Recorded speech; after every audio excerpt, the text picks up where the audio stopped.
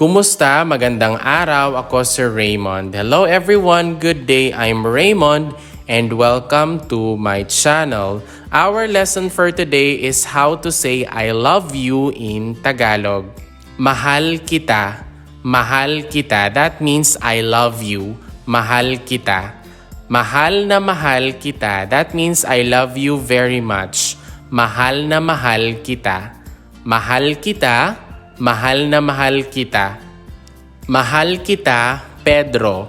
Mahal kita, Pedro. That means I love you, Pedro. Mahal kita, Pedro. And then Maria would respond, Mahal din kita, Maria. Mahal din kita, Maria. That means I love you too, Maria. So for the first sentence here, Maria told Pedro that she loves him. So Maria would say, Mahal kita, Pedro. For the second sentence, Pedro would reply to Maria and he would say, Mahal din kita, Maria, which means I love you too, Maria. So we only added the word din, which means to or also. Mahal din kita, Maria. Mahal kita, Pedro, and mahal din kita, Maria. Mahal na mahal kita, Pedro. Mahal na mahal kita, Pedro. That means I love you very much, Pedro. Mahal na mahal kita, Pedro. And another one, mahal na mahal din kita, Maria. Mahal na mahal din kita, Maria. That means I love you very much too, Maria. Mahal na mahal din kita, Maria. For the first part, sir, let's say Maria told Pedro that she loves him very much. So Maria would say, Mahal na mahal kita, Pedro. Mahal na mahal kita, Pedro. And for the other one, Pedro replied to Maria and Pedro said that he also loves Maria. So Pedro would say, Mahal na mahal din kita, Maria. Mahal na mahal din kita, Maria.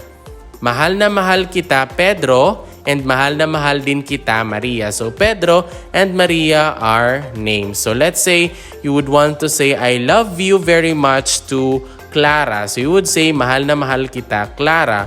Or if you would want to say, I love you very much, Ben, you'll have to say, mahal na mahal kita, Ben. Mahal na mahal kita. Iniibig kita. Iniibig kita. That means I love you. Iniibig kita.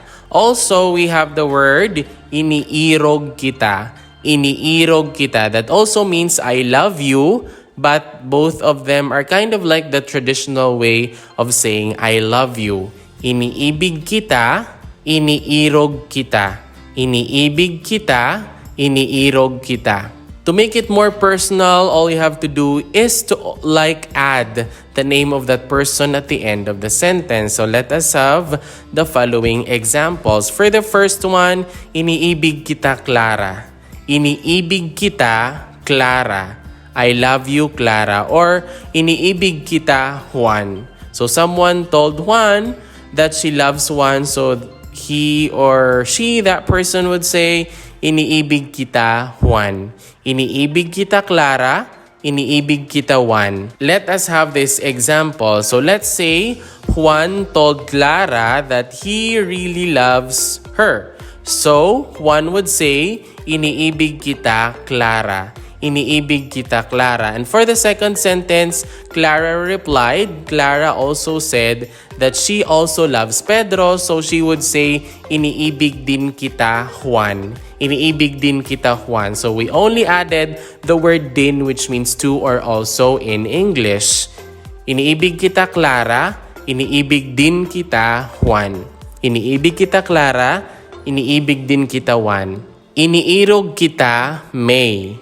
Iniirog kita, May. That means I love you, May. Iniirog kita, May. And iniirog kita, Jed. Iniirog kita, Jed, which means I love you, Jed. So this is kind of like the traditional way of saying I love you. Iniirog kita, May. I love you, May. Or iniirog kita, Jed. I love you, Jed. So all you have to do is to add that person's name after the sentence or after the words iniirog kita.